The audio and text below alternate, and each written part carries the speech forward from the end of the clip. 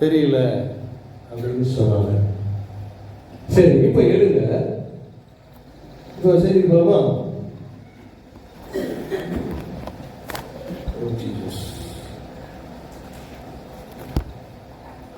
மத்தேயு 17வது அதிகாரம் 24வது வசனம் வாசிக்கிறோம். மத்தேயு 17:24. அவர்கள் கப்பர்நகூமில் வந்தபோது வரிப்பணம் வாங்குகிறவர்கள் பேதுருவினிடத்தில் வந்து, உங்கள் போதகர் வரிப்பணம் செலுத்துவதில்லையா என்று கேட்டார்கள். இப்போ நம்ம ஜிஎஸ்டி கட்டுறோம் இல்லையா, சென்ட்ரல் டாக்ஸ், ஸ்டேட் டாக்ஸ், எல்லா டாக்ஸும் கட்டுறது. அது மாதிரி ரோம போர் செய்வர்கள் என்ன பண்ணுவாங்க, வரி வசூல் செய்வாங்க. மத்திய யாரு வரி வசூல் செய்யறவன் எழுதியிருக்கா பாருங்க.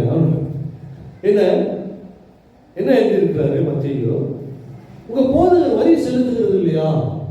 வரி செலுத்துறது தானே, வரி செலுத்துகிறாரான்னு கேட்கிறான். அப்போ செலுத்துகிறது இல்லையா அடுத்த வருஷம் என்று கேட்டார்கள். செலுத்துகிறார் என்றான், கொடுக்கிறாருன்னு சொல்றான். சரி, அப்போ அவன் வீட்டிற்குள் வந்தபோது அடுத்த வருஷம் 25 அவன் வீட்டிற்குள் வந்தபோது அவன் பேசுகிறதுக்கு முன்னமே இயேசு அவனை நோக்கி, சீமோனே, உனக்கு எப்படி தோன்றுகிறது? பூமி ராஜாக்கள் தீர்வையும் வரியையும் தங்கள் பிள்ளைகளிடத்திலோ அந்நியரிடத்திலோ யாரிடத்தில் வாங்குவார்கள் என்று கேட்டார். சரி, இப்போ தங்கள் பிள்ளைகளிடத்துல வரி வாங்குவாங்களா இல்ல அந்நிய ஜனத்திலிருந்து வரி வாங்குவாங்களா அப்படின்னு கேட்கிறாங்க. அவன் பேர் என்ன சொல்றான்? அந்நிய ஜனத்திலிருந்து வாங்குறாங்க. வேற என்ன சொல்றான்? அதற்கு பேரு அந்நியரிடத்தில் வாங்குகிறார்கள் என்றான். இயேசு அவனை நோக்கி, அப்படியானால் பிள்ளைகள் அதை செலுத்த வேண்டுவதில்லையே. இப்ப நம்ம பையன்கிட்ட போய் வரி கொடுறா, டாக்ஸ் கொடுக்கணும் கேட்போமா? கேட்க மாட்டோம் தானே. ஆனால் நம்ம பையன் நம்மளே டாக்ஸ் பண்ணிடுவோம் இல்லையா? பண்ணுவான் தானே. அப்பா எனக்கு ஸ்மார்ட் ஃபோன், எனக்கு அந்த ஃபோன், இந்த ஃபோன், அதை வாங்கி கொடு, இதை வாங்கி கொடுன்னு நம்மள டாக்ஸ் பண்ணிடுவாங்க தானே. ஆனால் பிள்ளைகளுக்கு நாம் டாக்ஸ் வாங்குறது இல்லை. ஆனால் நம்ம இயேசு கிறிஸ்து என்ன சொல்றாரு? ஆனாலும் வாசிங்க, யாருக்கு இடரா இராதபடிக்கு டாக்ஸ் கலெக்ட் பண்றாங்க இல்லையா, அவங்களுக்கு இடரா இருக்கக்கூடாது. ஒன்று. ரெண்டாவது, நீ கடலுக்கு போய் இல்ல ரெண்டாவது, யாருக்கு இடல் உண்டாகக்கூடாதுன்னு சொல்றாங்க ஆண்டவர். யாருக்கு இடல் உண்டாகக்கூடாது? போதகர் வரி செலுத்துகிறது இல்லையா அப்படின்னு கேட்டா, போதகர் வரி செலுத்துகிறது இல்லைன்னு சொன்ன என்னாகும்? மற்ற ஜனங்கள்லாம் இடர்கள் அடைவார்கள். போதகரே செலுத்த, நாயே செலுத்தணும், இடர்கள் அடைவாங்க தானே. அப்போ இடர்கள் அடையாதபடி யாருக்கு டாக்ஸ் கலெக்ட் பண்றவங்களையும் மற்ற பொது ஜனங்களிடத்திலையும் நாம் இடர்களாக இருக்கக்கூடாது என்று சொல்லி என்ன சொல்றார்? வாசிங்க. நீ கடலுக்கு போ, தூண்டில் போட்டு முதலாவது அகப்படுகிற மீனை பிடித்து அதன் வாயை திறந்து பார். ஒரு வெள்ளி பணத்தை காண்பாய். அதை எடுத்து எனக்காகவும் உனக்காகவும் அவர்களிடத்தில் கொடு என்றார். அப்போ சீசருக்காகவும் போதகருக்காகவும் வரியை செலுத்திரு அப்படின்னு சொல்றாரு. அது எங்கிருந்து எடுத்தாங்க? மீன் வாயிலிருந்து எடுக்கிறாங்க இல்லையா? அப்போ இயேசு கிறிஸ்து நினைச்சா இந்த அந்த கோல்ட் காயின் கொண்டு போய் சொல்லியிருக்காங்க தானே, முடியும் தானே அவரால். அந்த இந்த டாலர் கொண்டு போய் டாக்ஸ் கட்டிடுன்னு சொல்லியிருக்கலாம். ஆனா இங்க பேர் யாரு? மீன் பிடிக்கிறாரு இல்லையா? அவன் தொழிலே அதுதான். போய் மீனை பிடி, அந்த முதல்ல பிடிக்கிற மீன் வாயில ஒரு வெளிப்பணம் இருக்கும், அதை எடுத்து கொண்டு போய் உனக்காகவும் எனக்காகவும் டாக்ஸ் கட்டுன்னு சொல்றது.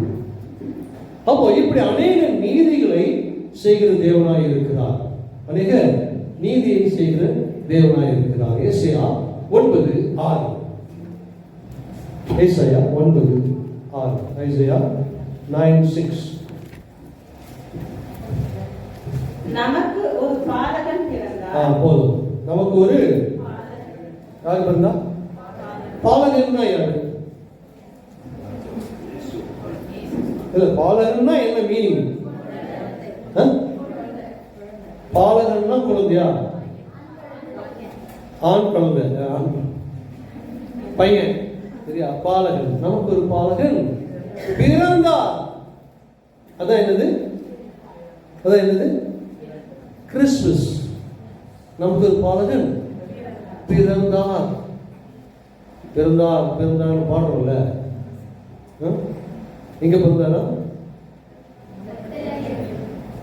பெத்லஹேம்ல மாட்டு முட்டில பிறந்தார். ஏழை கோலமாய் பிறந்தாரெல்லாம் பாடுறோம் இல்லையா? அவர் ஏழை கோலமாய் பிறந்தாரா? இல்லை, சந்தேகப்படுறீங்க. அவருக்கு பேரே ஐஸ்வர்ய சம்பன்னன். அவர் ஐஸ்வர்யம் உள்ளவர். அதை கொள்ளையாடின பொருளாக அவர் எண்ணாமல் தன்னைத்தான் சிலுவையில் பரிவர்த்தனை ஒப்பு கொடுத்தார். அவர் ஐஸ்வர்யங்க. அவர் யோசேப்பினுடைய சந்ததியை பார்த்தோம்னா பயங்கரமான பணக்காரங்களாம். ஹிஸ்டரி சொல்லுது, பயங்கரமான பணக்காரர்கள். இங்க ஒரு பாலகன் பிறந்தார். அடுத்தது அப்ப அது கிறிஸ்துமஸ் இல்லையா? நமக்கு ஒரு குமாரன் கொடுக்கப்பட்டார். நமக்கு ஒரு குமாரன் கொடுக்கப்பட்டார். கொடுக்கப்பட்டார்னா என்ன? அனுப்புனதை பத்தி சொல்றேன். வார்த்தையை அனுப்பினார்னு சொன்னேன், சரியா? முதல்ல பேசி மறந்துட்டீங்களா? முதல்ல வார்த்தையை அனுப்பி சுகப்படுத்துகிற தேவன். நமக்கும் வார்த்தையை அனுப்புகிற அதிகாரம் உண்டு. வார்த்தை அனுப்புகிற அதிகாரம் நமக்கு உண்டு. இங்க ஒரு பாலகன் பிறந்தார். அது கிறிஸ்துமஸ் கொண்டாட போறோம் 25ஆம் தேதி. நமக்கு ஒரு குமாரன் கொடுக்கப்பட்டார். எங்க கொடுக்கப்பட்டார்?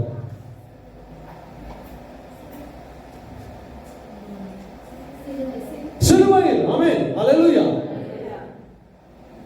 சிலுவையில் கொடுக்கப்பட்டார். சிலுவையில தொங்கினார், அங்குதான் கொடுக்கப்பட்டார். அப்போ கிறிஸ்துமஸும் குட் ஃப்ரைடேயும் ஒரே வசனத்துல வந்துருச்சு.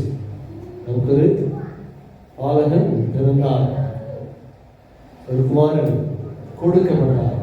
கர்த்தத்துவம் அவர் தோளின் மேல் இருக்குமா? Government shall be upon his shoulder. அரசாங்கம் அவர் தோள் மேல் இருக்குமா? எந்த அரசாங்கம்?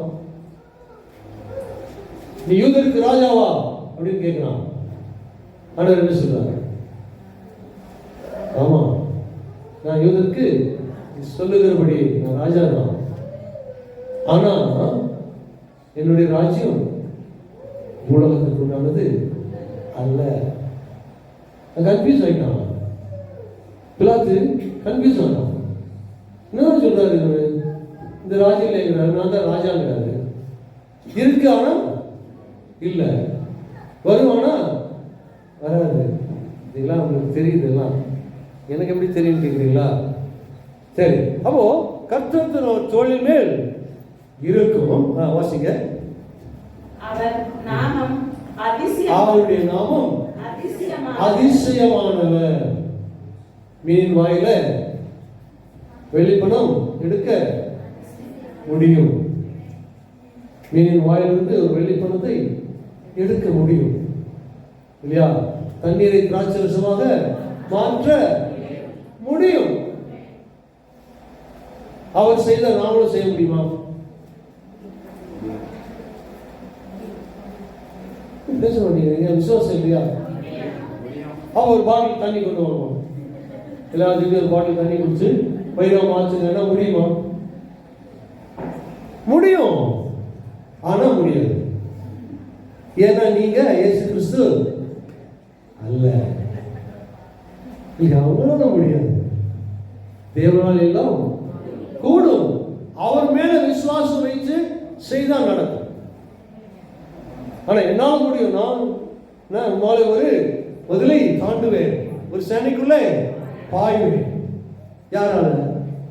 என்னை பலப்படுத்தும் கிறிஸ்துவால எல்லாவற்றையும் செய்ய எனக்கு பலன் உண்டு. எனக்கு பலன் உண்டு. தொடர்ந்து என்னால நிக்க முடியாது. எப்படி நிக்கிறீங்க? ஒரு மன அவர் கொடுக்கிற பலத்தினால இருக்கிறேன். உங்களாலேயும் முடியும். விசுவாசிக்கிறவனுக்கு எல்லாம் கூடும். சரியா? நமக்கு ஒரு பாலகன் பிறந்தார், ஒரு குமாரன் கொடுக்கப்பட்டார். அவர் அங்கே கொடுக்கப்பட்டபடினால்தான் நாம இன்றைக்கு சுகமாய் இருக்கிறோம். ஊழியக்காரனுடைய சுகத்தை விரும்புகிற தேவன். இங்க இருக்கிற எத்தனை பேர் ஊழியக்காரங்க?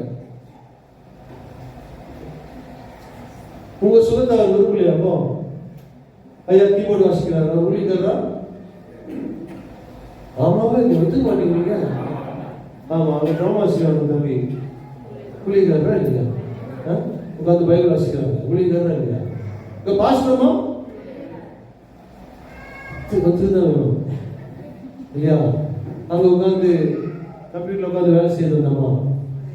அந்த பொண்ணு ஊழியக்காரர் இல்லையா? நீங்க எல்லாமே ஊழியக்காரர் தான். அப்ப உங்களுடைய சுகத்தை தேவன் விரும்புகிறார். ஒவ்வொருடைய சுகத்தையும் விரும்புகிறது. ஒருவரும் கெட்டு போக கூடாது என்பதுதான் தேவனுடைய சித்தமாக இருக்கிறார். தேவனுடைய சித்தம்